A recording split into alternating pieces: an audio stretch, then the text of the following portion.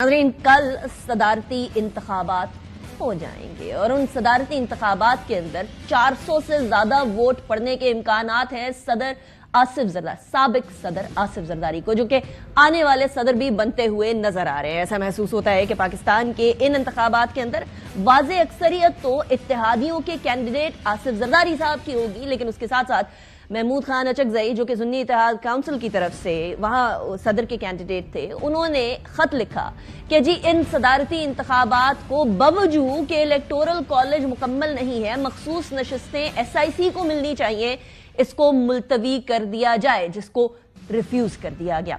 इस रिजेक्शन के बाद अब यह बात तो तय है कि कल सदर मुंतखब हो जाएंगे, लेकिन सदर मुंतखब होने के बाद और हुकूमत आने के बावजूद भी वो मुश्किलात जो पाकिस्तान की इस हुकूमत को दरपेश होंगी वो कम नहीं होंगी। इन मुश्किलात की तरफ इशारा किया आज शहबाज शरीफ साहब ने अपनी तकरीर में। सुने जरा।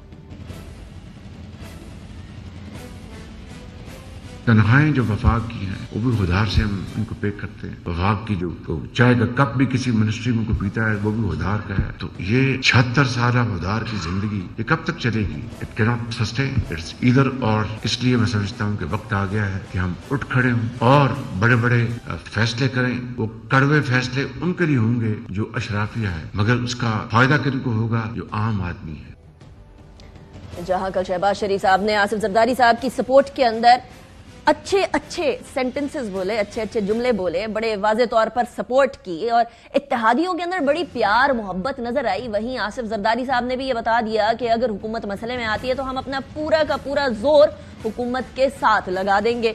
आसिफ जरदारी साहब ने भी अच्छा इत्तेहादी होने का सबूत तो दे दिया। सुने जरा। जिस तरह शहबाज शरीफ ने कहा साहब ने कि वाकई चैलेंजेस मुश्किल हैं, मगर आइंस्टाइन डिफिकल्ट चैलेंजेस से नहीं डरा, तो शहबाज शरीफ भी डिफिकल्ट चैलेंजेस से नहीं डरेगा और हम उसके पीछे खड़े होंगे। जहां कोई जरूरत पड़ेगी हम अपना जोरे बाजू भी देंगे।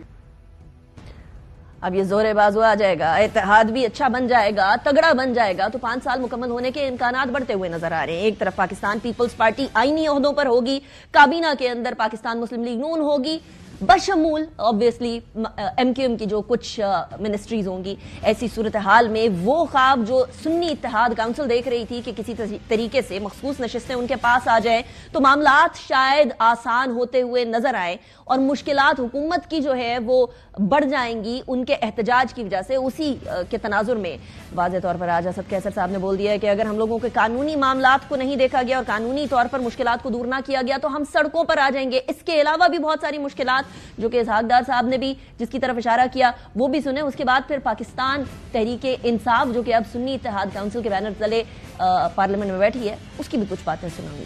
सुने। पाकिस्तान जिस भंवर में फंसे उसको मिलकर निकाल, क्योंकि ये किसी एक पॉलिटिकल पार्टी का काम मुश्किल होगा। तो chart of democracy and chart of economy मैं समझता हूँ कि वक्त की जरूरत है। 16 महीने की गवर्नमेंट में हुआ जो कुछ हमारे साथ आलमी इदारों ने किया, इस वक्त पता नहीं जब भी पाकिस्तान टेक ऑफ करता है कोई ना कोई लेग पुलिंग होती है और पाकिस्तान धर्म से गिर जाता है। मैं फिर ये रिक्वेस्ट कर बोथ साइड्स ऑफ द आई कि we should work together and not let this happen again.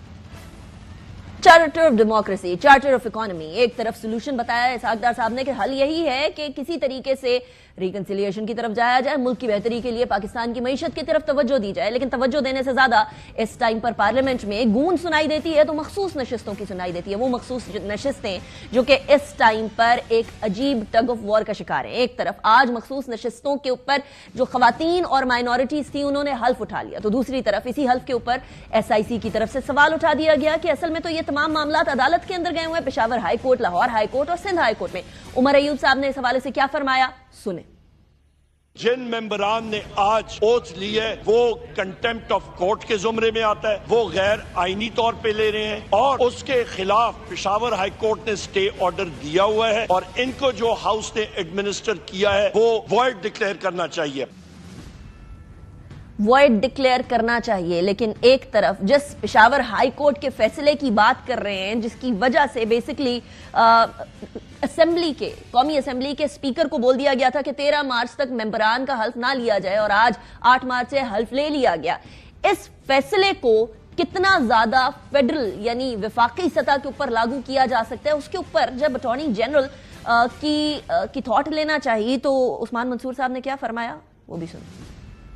Lahore High Court has not granted an injunction. It has issued notices to all parties. The members who have been administered oath today belong to the province of Punjab. Then surely my learned friend would agree that the territorial jurisdiction of Peshawar High Court would not extend to province of Punjab, or to that extent members who have been declared returned candidates for the seats allocated to Punjab. As far as the Peshawar High Court's decision is concerned, it surely applies to the reserved seats which are allocated to the province of Khyber Pakhtunkhwa, but it cannot apply under the constitution to other provinces. کیا یہ معاملہ اتنا complicated ہوتا کہ اگر SIC یا پاکستان تحریک انصاف جو کہ پارلیمنٹ سے باہر اگر جا ہی رہی تھی عدالتوں کی طرف تو ڈائریکٹ سپریم کورٹ کی طرف جاتی ہے اور معاملہ وفاق کے یعنی نیشنل اسمبلی کے اوپر لاگو ہو سکتا. اب پشاور ہائی کورٹ کا فیصلہ پشاور تک، لاہور ہائی کورٹ کا لاہور تک اور سندھ ہائی کورٹ کا سندھ ہائی کورٹ سندھ کی جورسڈکشن تک رہا، تو پھر پاکستان تحریک انصاف کو نیشنل اسمبلی کے اندر تو کوئی فائدہ ہوتا ہوا نہیں نظر آیا. اور اسی حوالے سے کچھ لوگ یہ سمجھتے ہیں کہ یہ پولیٹیکل وکٹمائزیشن ہے.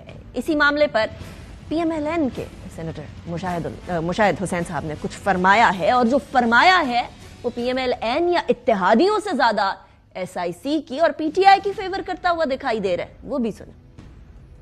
عمران خان کو رہا کیا جائے، وہ سیاسی قیدی ہیں and it should be across the board. میں تو سمجھتا ہوں کہ ایک نیا چیپٹر آ گیا ہے 8 فروری کے بعد، اور اس نئے چیپٹر میں we need a healing touch. ہم TTP سے جا کے بات کرتے ہیں کابل میں جنہوں نے آپ کے بچوں کو ہلاک کیا. میرے خیال میں we should have a new beginning, اور اس میں سب کو شامل کرے، اور اس میں جو PTI کی جو ریزروڈ سیٹس بنتی ہیں اسپیشلائز سیٹس، ان کا حق ہے، ان کو ملنا چاہیے.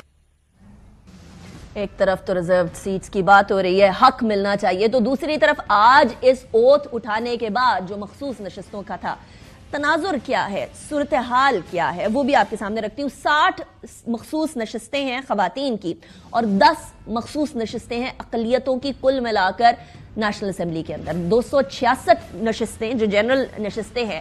وہ جو جماعت جیتے گی اس کو اس حساب سے دی جائیں گی نشستیں کہ ایک نشست خواتین کی اگر جنرل اسمبلی کی 4.43 نشستیں جیتتے ہیں تو آپ کو ملے گی، کسی جماعت کو ملے گی، اور ایک اقلیتوں کی نشست تب ملے گی جب آپ 26.6 نشستیں جنرل سیٹوں کی اسمبلی کے اندر جیتتے ہیں. اب اس حوالے سے پاکستان مسلم لیگ نون 75 سیٹیں جیتی تھی جنرل نشستوں کی، اور اس حوالے سے پھر خواتین کی نشستیں ان کے حصے میں آج 34 آئی ہیں، مائنورٹیز کی نشستیں جو ہیں وہ 5 آئی ہیں. کل ملا کر مسلم لیگ نون کے پاس اس وقت 123 نشستیں ہو چکی ہیں، میجورٹی اچھی خاصی آ چکی ہے. پاکستان پیپلز پارٹی کل ملا کر 54 سیٹیں جیتی تھی. ان 54 سیٹوں کے اندر کا تناظر لگائیں یا کو ڈیوائیڈ کریں تو اس حوالے سے خواتین کی 14 نشستیں مخصوص نشستیں پیپلز پارٹی کے ہاتھ آئیں، اور مائنورٹیز کی 3 نشستیں پاکستان پیپلز پارٹی کے ہاتھ آئیں، جس کو اگر گنا جائے تو پھر 73 سیٹیں اب پاکستان پیپلز پارٹی کے پاس آ چکی ہیں. کل ملا کر پاکستان پیپلز پارٹی اور PMLN کی نشستیں ہی 196 بن چکی ہیں، اور باقی جماعتوں کو بھی لگایا جائے تو یقیناً وہ 2/3 میجورٹی کی والی بات جو شہباز شریف صاحب بھی کر رہے تھے وہ صادر آتی ہے.